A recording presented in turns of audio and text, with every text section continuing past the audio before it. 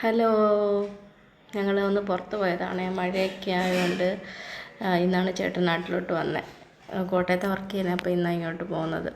ഇവിടെ നല്ല വെയിലാണ് കേട്ടോ, ഒട്ടും മഴയില്ല. രാവിലെ തൊട്ട് നല്ല വെയിലാണ്. അപ്പോൾ ഞങ്ങളൊന്ന് പുറത്തൊക്കെ പോയി ഫിഷൊക്കെ വാങ്ങിച്ച് കുറച്ച് വെജിറ്റബിളൊക്കെ എടുക്കാനുണ്ട്. അപ്പോൾ ഒന്ന് പോയിട്ട് വരാമെന്ന് വിചാരിച്ചു.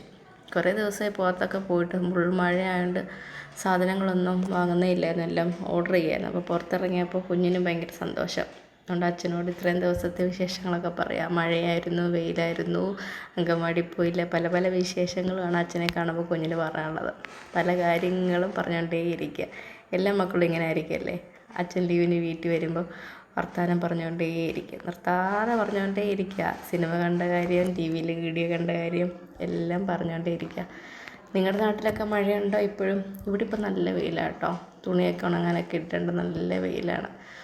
മീൻ വാങ്ങിക്കാനെ കൊണ്ട് പോയിക്കൊണ്ടിരിക്കുക. വീട്ടിൽ നിന്ന് കുറച്ച് ദൂരമുണ്ട് മാർക്കറ്റിലേക്ക്, എന്നാലും ഞങ്ങൾ ഇടയ്ക്കിടയ്ക്ക് പോകും. ഇപ്പം മഴയായതുകൊണ്ട് പോകുന്നതേ ഇല്ല, ഫുൾ ഓർഡർ ചെയ്യായിരുന്നു. ഇപ്പം പോകാമെന്ന് വിചാരിച്ചു. അതുകൊണ്ട് രാവിലെ ഇറങ്ങി. ഞങ്ങൾ വേറെ കുറച്ച് സ്ഥലത്തൊക്കെ പോകണമായിരുന്നു. ആ വഴി മീനും ഒക്കെ വാങ്ങിച്ചുകൊണ്ട് പോയിക്കൊണ്ടേയിരിക്കുക. മീൻ കടയൊക്കെ എത്താറായിട്ടുണ്ട്. അതേ മീനെത്തി. ഏത് മീൻ വാങ്ങണമെന്ന് ആലോചിച്ചിരിക്കുക. എനിക്ക് മീനെക്കുറിച്ചൊരു ധാരണയൊന്നുമില്ല, ഞാൻ വെജാണ്.